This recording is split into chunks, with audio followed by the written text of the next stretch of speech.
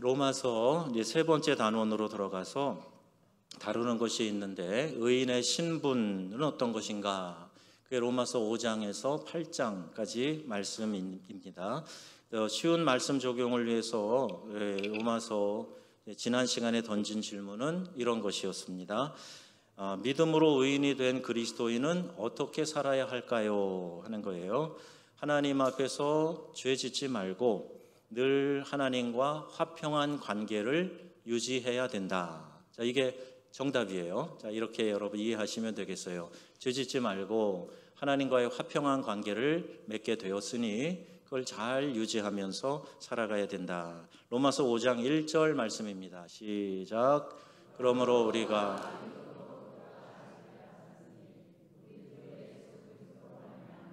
하나님과 화평을 누리자. 아멘. 이미 신분상으로 하나님과 화평을 누릴 수 있도록 누가 속죄 제물이 되셨어요? 예수 그리스도. 그러니까 신분상으로는 그렇게 됐는데 누리는 거는 또 달라요. 누리는 거. 여러분 지금 어떤 직분이나 신분이나 포지션이 있는데 그것을 누리는 사람과 누리지 못하는 사람이 있어요. 그러니까 하나님과의 화평도 관계적으로는 이미 형성이 되어 있으나 그 화평을 누리는 사람 되시기 바랍니다.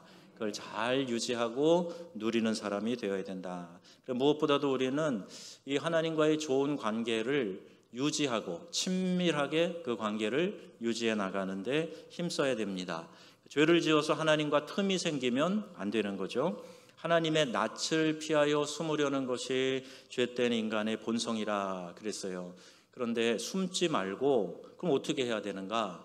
해결책이 있어요. 로마서 1장 9절 말씀이에요. 시작. 만일 우리가 우리의 죄를 자백하면 그는 미쁘시고 의로우사 우리의 죄를 사하시며 우리를 모든 불의에서 깨끗하게 하실 것이요. 아멘. 이런 예를 드는 걸 이해해 주시기 바랍니다. 저희 집에 업둥이로 들어온 마롱이가 있지 않습니까? 그 마롱이를 지금 6년째 키우고 있는데 가능하면 비가 오지 않으면 저녁 때 나가서 볼일도 보고 산책도 하게 이렇게 해줍니다. 마롱이 나갈까? 그러면 네 발로 뛰어요. 막 이렇게 뛰어요. 그러면 그것도 귀엽기도 하고 운동도 시켜야 되고 그러니까 산책 삼아서 저녁에 나가요. 예배가 없을 때 그리고 나가는데 못 나가는 날이 있잖아요. 그러면 항상 앞쪽 발코니에 문을 좀 열어놓습니다. 그러면 자기가 밤에 나가서 이제 실내를 하고 들어와요. 그럼 아무런 나무라지 않아요. 그쪽은 물 청소가 가능한 쪽이거든요. 그래서 이제 치워주기로 하는데 그런데 가끔 더우니까 이제 여름에 뒤쪽 베란다 문을 열어놔요. 근데 이 녀석이 슬쩍 눈치를 보고 그쪽 뒤쪽 베란다에 나가서 용변을 보고 올라올 때가 있어요. 그럼 우리가 그거 싫어한다는 거 알잖아요. 물 청소가 안 되니까 거기는 막 이렇게 좀 어렵게 닦아야 되거든요. 싫어한다는 거 알잖아요. 아는데 눈치 싹 보면서 나갔다 들어온단 말이에요. 왜 글로 나갔어? 그러면 이제 그때는 이러고 자기 자리로 들어가요. 그러니까 지가 잘못한 거 아는 거예요. 아는 거예요. 걔도 알아요. 걔도. 그런데 우리 사람이 모르겠어요? 사람이 죄 지으면 하나님의 낯을 피합니다. 그리고 자꾸 핑계거리, 변명거리만 만들고 그래요. 그래서 하나님과 교제를 회복한다는 것은 죄를 지으면 빨리 하나님 앞에 죄를 자백하고 우리를 깨끗게 하시는 그런 경험을 해야 되는 거예요. 그래야 하나님과의 관계가 멀어지지 않고 하나님의 낯을 피하려고 하는 우리의 본성 가운데 사로잡히지 않을 수 있다는 거예요. 상습적인 죄를 짓는 게 또 문제입니다. 죄를 자백하면 하나님이 미쁘시고 의로우사 용서해 주신다 그랬으니까 죄를 짓고 회개하는 일에 대해서 거리낌 없이 이것을 반복해서 하게 되면 이게 정말 하나님 앞에서 이게 회개한 건가를 한번 점검을 해봐야 돼요. 상습적인 죄는 여러 경우에 위험한데 먼저는 내 마음을 굳게 만들어서 회개하지 못하게 합니다. 여러분 한번 생각해 보세요. 내가 초범일 때는요 작은 것에도 가슴이 콩당콩당 그래요. 그리고 이렇게 하면 안 되는데 그래가지고 내가 이렇게 하는 것에 대해서 막 마음에 부담이 오고 잠도 잘 안 오고 속이 불편해요. 근데 그 똑같은 일을 계속하게 되면은 그까짓 거 별로 큰 어려움 없었는데 재앙 없었어 나는 그러면서 그냥 둔감하게 지내다 보면요, 그 죄에 대해서 민감성이 없어지고, 그리고 그 죄에 대해서 죄를 반복해서 짓는 거에 대해서 두려움이 없어지게 됩니다. 이 습관적인 죄가 참 무서운 거예요. 성령이 내 안에서 어떤 감동이든지 주시면 그 감동에 대해서 빨리 반응하면 이게 하나님의 음성인 경우가 참 많습니다. 제가 지난주에, 이게 부끄러운 건데요, 저희가 그 아침에 일주일에 한 번, 두 번 이제 수영을 하고 옵니다. 그런데 탈의실에 보니까 치약이 하나 꾹 짜지고 거의 얼마 남지는 않은 것 같은데 치약이 하나 놓여져 있는데 보니까 애텀이 이렇게 써 있어요. 근데 뭐 잇몸에 좋고 뭐가 좋고 그 짧은 샤워 시간에 그게 보이는 거예요. 그게 누가 버리고 갔나 보다. 집에 가져가서 써볼까? 그리고 집에 들고 왔습니다. 집에 들고 온 순간부터 계속 마음이 불편한 거예요. 야, 이거 남의 건데 분실물이라고 신고를 해야 되는데 이걸 들고 왔네 내가. 그러면서도 몇 번 썼어요. 정말 좋은가 몇 번 썼어요. 근데 뭐 별로 좋은지도 잘 모르겠고, 하여튼 가끔 제가 잇몸병이 나고 이가 흔들리고 그러니까 좋은가 보다 그리고 이렇게 써봤는데 자꾸 마음이 불편한 거예요. 이거는 하나님이 안 좋아하시는구나. 그래가지고 다시 갖다 놓으려고. 그런데 그 다음에 비도 오고 아침에 또 막 피곤해서 못 가고, 그래갖고 며칠을 못 간 거예요. 그래서 드디어 어제 아침에 갖다 놨습니다. 얼마나 마음이 시원하든지. 이 치약 하나인데도 불편하게 하니까 그거 하나로도 괴롭더라고요. 그러니까 여러분, 어떤 것이든지 성령이 내 안에서 감동을 주신다 싶으면 빨리 순종하셔야 돼요.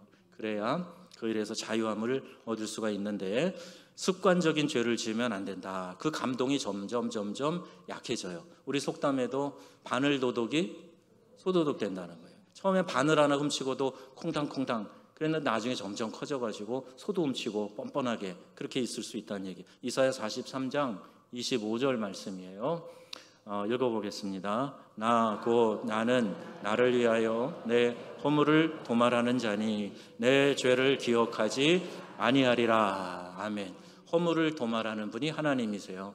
내 죄를 기억하지 않는다 말씀하세요. 그 넘어진 자리에서 쓰러진 그 순간 용서를 구해야 됩니다. 용서를 구하고 또 구해도 하나님은 용서해 주세요. 그러니까 자꾸 그거를 내가 아닌 척하고 있으면 안 되고요. 하나님께 용서를 구하고 자꾸 내 안에서 불편하게 느껴지는 것들은 하나님과의 관계에서 해결을 해야 된다. 자, 그 다음에 언제쯤 미지근한 신앙에서 탈피할 수 있을까? 지난 시간에 질문이었는데, 지은 죄를 회개하고 하나님과의 화평을 누려서 좋은 점을 좀 먼저 생각을 해봐야 돼요. 하나님의 영광을 바라며 즐거워하는 삶을 누릴 수 있게 되기 때문에, 그래서 우리가 이렇게 죄를 회개하고 하나님과의 화평을 누리도록 힘써야 됩니다. 신앙생활의 본질은 뭐냐? 기쁨이에요. 여러분 믿음 생활하면서 기쁘십니까? 여러분 표정을 보니까 기쁘신 분이 많으신 것 같아요. 기쁘게 믿음 생활하는 거, 이게 신앙의 본질인데요. 그러려면 기대와 설레임이 있죠. 기대와 설레임을 가지고 하나님을 만나게 됩니다. 억지로 마지못해서 하는 것이 아니라 하나님 나라에 대한 소망을 품고 즐거워서 하나님과 교제하는 단계, 이 단계의 신앙생활을 누릴 수가 있어야 돼요. 다른 종교들을 보면은요, 종교의 여러 교리를 통해서 그 절대자에 대한 두려움을 많이 심어줘요. 그러니까 항상 뭔가 눌려 있는 것 같은, 이마에 주름이 깊고 인상을 쓰고 있는 그런 그 종교의 신도들의 모습을 많이 보게 됩니다. 우리 기독교는 하나님이 우리에게 기쁨을 주시는 종교예요. 그러니까 기독교 신앙을 잘 가진 사람일수록 마음이 즐겁고 표정이 밝고 말이 상냥하고 태도가 공손하고 그렇게 되는 겁니다. 여러분, 우리가 이 신앙의 태도를 좀 잘 배워야 돼요. 우리 한국 교회가 부흥, 성장 이런 얘기를 많이 하면서 달려왔는데 한국 경제도 그러면서 막 발전해 왔잖아요. 그러다 보니까 뭐 여러 문제들이 있어서 이제 하나씩 수선해 가고 있지 않습니까? 신앙도 마찬가지입니다. 부흥, 성장 이런 얘기를 하면서 70년대, 80년대 달려왔는데, 그리고 보니까 성도들이 믿음 안에서 성숙한 삶의 모습을 잘 점검을 안 해준 거예요. 예수 믿는 사람, 오랫동안 예수 믿는 사람, 교회 중직자들이 되고 심지어 목회자들도 예수 믿은 사람다운 품성이 삶에서 드러나지 않으니까 세상을 감동시키지 못하는 겁니다. 여러분, 우리가 말씀대로 살면 이 복음이 우리에게 주는 능력은 세상을 깜짝 놀라게 만드는 거예요. 세상을 변화시키는 겁니다. 저와 여러분의 삶이 세상을 감동시키는 믿음의 삶이 되기를 바랍니다. 거기에 가장 중요한 역할을 하는 것이 기쁨이에요. 하나님 주시는 기쁨을 누리며 천국 소망을 가지고 살아가는 사람, 그 사람을 볼 때 세상이 줄 수 없는 기쁨을 소유한 사람이기 때문에 이 세상 사람들이 그를 주목하게 되고 따라하고 싶은 마음이 생기는 거죠. 그래서 베드로전서 3장 15절 말씀을 소개했는데 같이 읽겠습니다.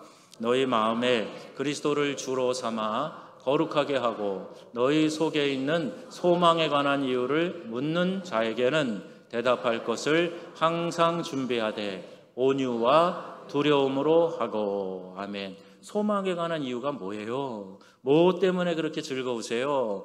어려우실 텐데 그래도 마음이 이렇게 굳센 이유가 어디에 있어요? 자, 이런 것들을 주변 사람들이 궁금해하는 거예요. 자, 그 대답을 항상 준비하되 백문일답이라는 말씀 드렸죠. 모든 것에 대한 질문을 해도 답은 누구예요? 예수 그리스도예요. 여러분의 소망에 관한 이유가 누구십니까?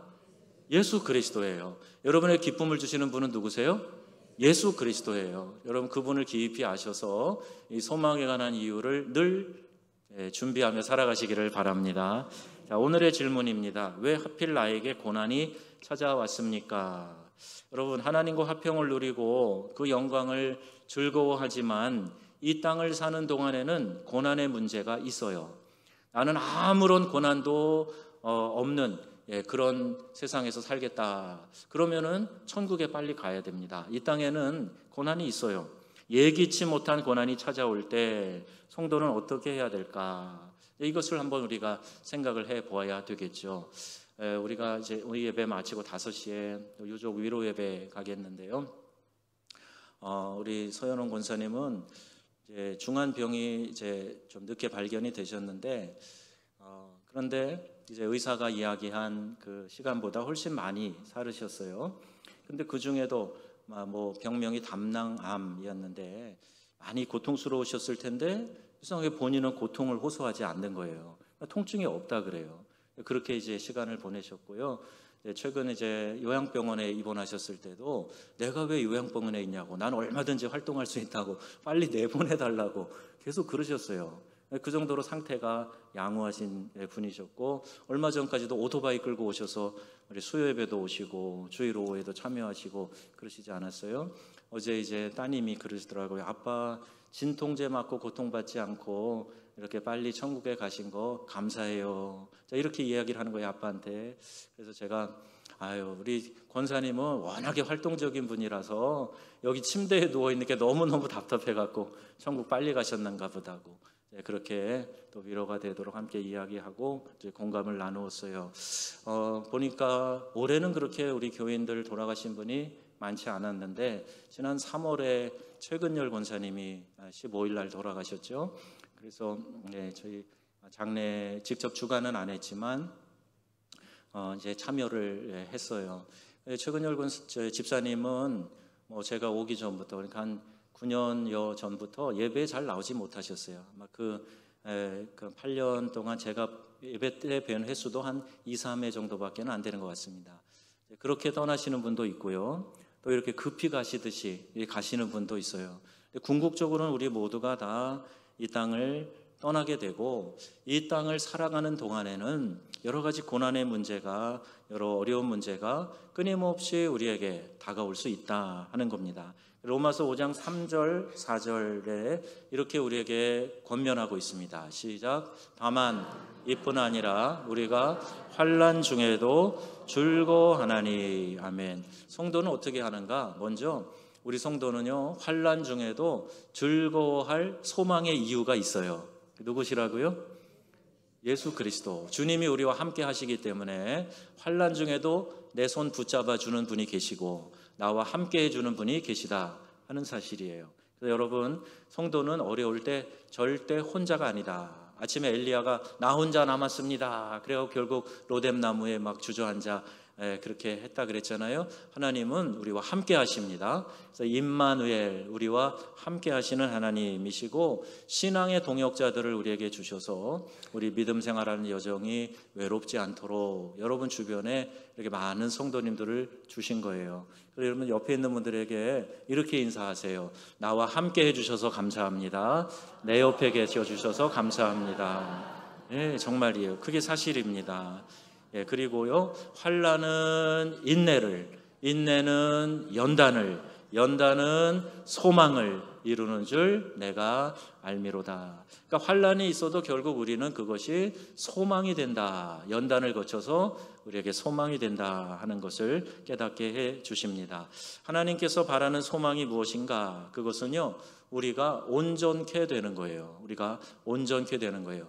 하나님의 자녀라면서요. 하나님의 자녀면 자녀다운 품성으로 주님을 많이 닮은 사람으로 온전하게 세워져 가야 됩니다. 그래서 결국 이 소망이 이루어질 것을 알기 때문에 우리에게 닥치는 환난도 즐거워할 수 있는 거예요. 연단 기간이 다를 수 있어요. 때로는 이 연단의 기간이 더 길어질 수도 있어요. 이스라엘 백성은 광야에 약 40년 동안 생활을 했어요. 빨리 가면은 뭐 한 4일이라도 갈 수 있다. 어떤 신학자는 그렇게도 풀었는데 보통 한 40일 걸리는 거리라고 하는데 40년 동안 광야에서 방황을 했어요. 여러분 10년째 내 남편이 신앙생활 내 방해하고 핍박합니다. 20년이 넘도록 재정의 어려운 문제 해결이 안 되고 삶에서 어려움을 겪으면서 연단을 받고 있어요. 그러나 그런 연단을 받는 사람은 그만큼 내가 온전한 인격을 갖추어 주님 닮아가도록 하나님이 훈련하시는 과정에 있다 하는 것을 기억하셔서 내가 힘이 없고 부족하다고 느낄 때 여러분 이 말씀을 떠올리시기 바랍니다. 고린도전서 12장 24절 말씀 시작. 우리의 아름다운 지체는 그럴 필요가 없느니라. 오직 하나님이 몸을 고르게 하여 부족한 지체에게 귀중함을 더하사. 아멘. 우리 안에 보면 어떤 분은 믿음이 견고한 분이 있어요. 또 어떤 분들은 뭐 자주 넘어지고 연약한 분도 있을 수 있어요. 이제 막 믿기 시작한 분도 있고 신앙의 연조가 깊은 분도 있을 수 있어요. 신앙의 연조가 깊은 것도 참 많은 유익이 있습니다. 교회도요. 우리 교회도 역사가 짧지 않잖아요. 62년 된 교회예요. 이제 5년, 10년 된 교회랑요, 50년 이상 된 교회랑 또 달라요. 또 우리 교회보다 100년 가까이 된 교회들, 우리 성결교단에 100년 넘은 교회들도 많거든요. 그런 교회들은 또 뭔가 달라도 달라요. 내 신앙의 연조가 깊으면요, 당장에 막 크게 뜨겁고 크게 차갑고 이런 건 없을지 몰라도 꾸준하게 은은하게 그 신앙을 지켜나가는 유익이 있습니다. 또 이것도 하나의 복이겠죠. 그리고 어떤 지체는 이제 믿음 생활하면서 연약한 분들도 분명히 있을 수 있어요. 그런데 그 모든 지체가 다 하나님 앞에서 귀하다 하는 것을 말씀하고 있는 겁니다. 요셉의 경우를 한번 보겠습니다. 형제들 가운데 가장 많은 역경을 통과한 사람이에요. 그러나 집안에서 편안히 지낸 다른 형제들보다 그 밖에서 온갖 역경을 헤쳐나온 요셉이 더 큰 인물로 쓰임받게 되고 요셉을 통해서 그의 두 아들이 그 12지파에 들어가요. 요셉 한 명 대신에 두 아들이 12지파에 들어가서 이스라엘의 맥을 이어가는 것을 봅니다. 고난을 통해서 큰 인물이 되는 사람이 참 많지요. 부족함 없이 자란 사람은 유약해지기 십상이지만 힘겹게 자란 사람은 그만큼 삶의 중요한 것이 무엇인가 몸으로 터득하기 때문에 더 견고해지고 튼튼해지는 거예요. 내가 아무 풍랑이 없다. 물론 그것도 우리가 사모할 바고 좋은 거겠지만 또 풍랑을 겪을 때는 그것으로 인해서 내가 더 단단해진다 하는 사실을 기억하셔서 내가 지금 겪고 있는 어려움이 있다면 이건 나를 더 견고하게 단단하게 만드시는 하나님의 훈련이야 생각하셔서 믿음으로 잘 받고 통과하시기를 바랍니다. 그리스도인에게는 기본적으로 역경이 있어요. 그러나 그 역경을 통해서 온전해진다 하는 사실을 기억하고 인내해야 합니다. 그리스도인에게 고난은 이렇게 말해요. 선택이 아닌 필수 과목이다 그래요. 우리를 온전한 형상으로 바꾸어 가시는 하나님의 손에 들린 연장이 뭐냐? 그게 바로 고난이라는 거예요. 장 칼뱅이 이런 얘기를 했어요. 인간이 워낙 한심해서 웬만한 고난 없이는 좀처럼 좋은 사람이 되기 힘들다. 이렇게 이야기를 했어요. 그러니까 고난을 주시는 이유는 하나님이 우리를 다듬어 가시기 위해서 고난이라고 하는 도구로 훈련해 가신다는 겁니다. 그래서 야고보서 1장 2절에는 이렇게 말씀합니다. 읽겠습니다. 내 형제들아, 너희가 여러 가지 시험을 당하거든 온전히 기쁘게 여기라. 아멘. 시험이 다가올 때 그것을 짜증내지 말고요, 불평하지 말고요, 기쁘게 여기라. 이건 나를 성장시키는 도약판이야. 내가 이걸 통과하고 나서 더 견고해져서 욥이 고백한 것처럼 정금같이 나오리라.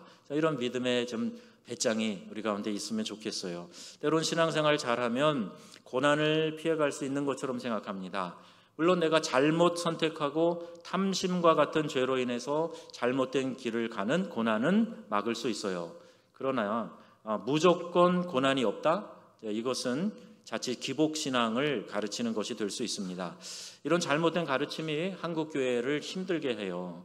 제대로 믿어도 여러분 고난은 찾아올 수 있어요. 필수 과목이라 그랬잖아요. 그래서 하나님은 우리가 고난을 통해서 성숙해지기를 원하시고 고난을 통해서 단련되기를 원하신다. 시편 105편 19절 말씀이에요. 곧 여호와의 말씀이 응할 때까지라 그의 말씀이 그를 단련하였도다. 아멘. 자, 과연 부가 이퀄 축복인가? 여러분, 우리가 하나님 나라의 기준으로 부자가 돼야지 내 개인적인 욕심과 소유욕 이런 걸로 부자가 되는 것이 축복이다 이렇게 말할 수 없어요. 여러분, 우리가 이 땅에서 재물도 좀 여유 있게 갖고 누리며 살아가면 얼마나 좋겠습니까? 그런데 그것만이 하나님의 축복이다 생각하면 안 돼요. 이 사회도요, 누가 이렇게 표현하더라고요. 그 사람 잘 살아. 그건 뭐죠?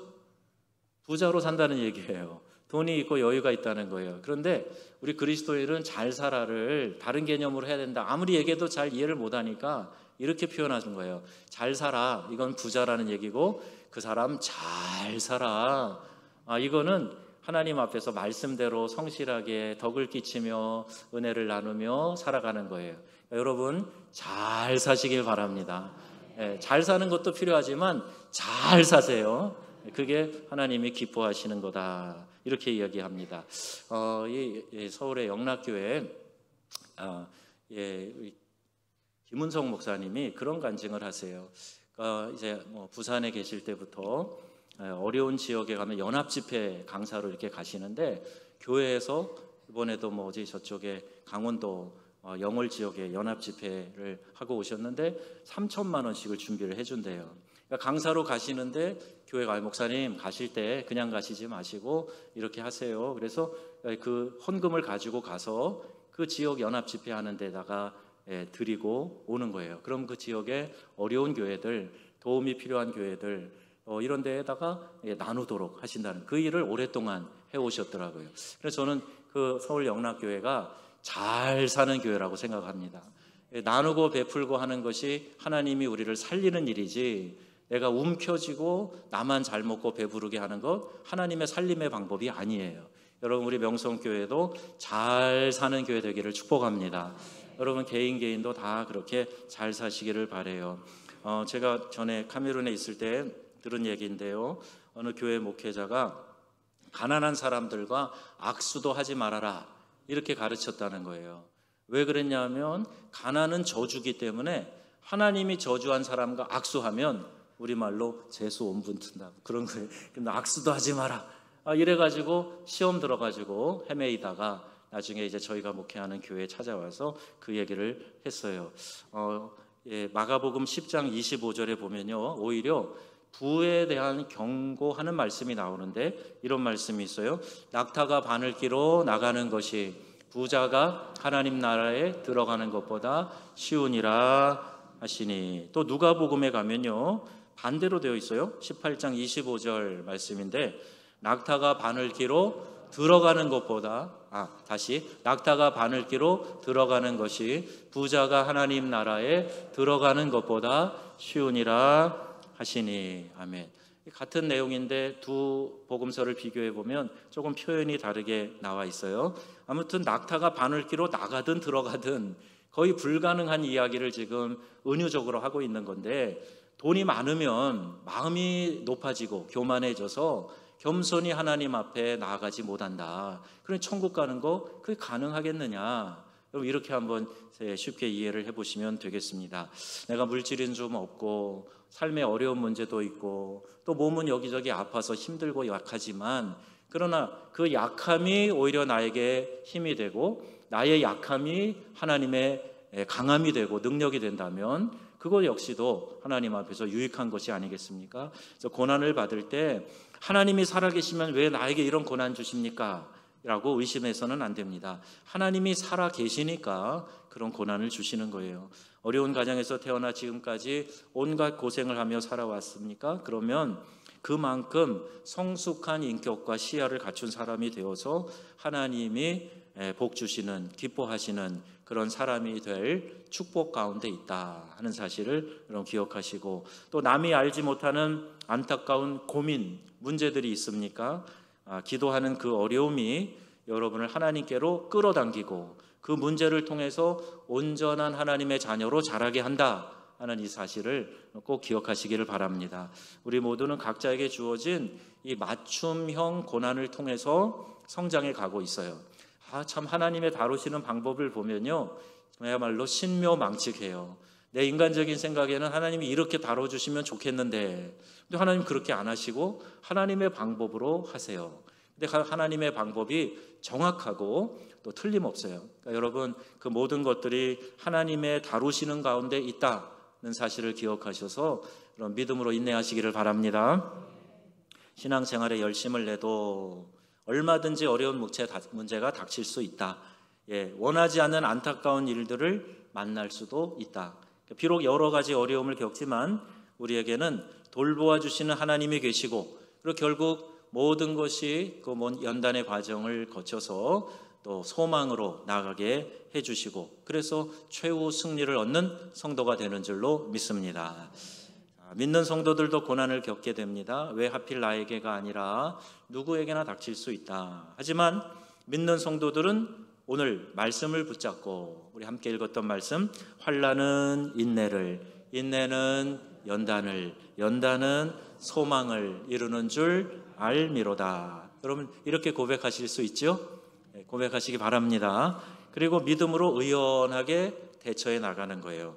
기도하면 또 도와주시고 어려운 시험을 피할 길도 예비해 주시니 우리 하나님을 더욱 의지하며 주님 말씀에 귀를 기울이는 그런 삶이 다 되어지기를 바랍니다.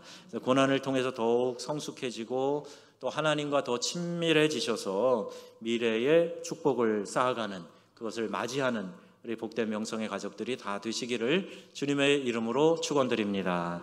아멘.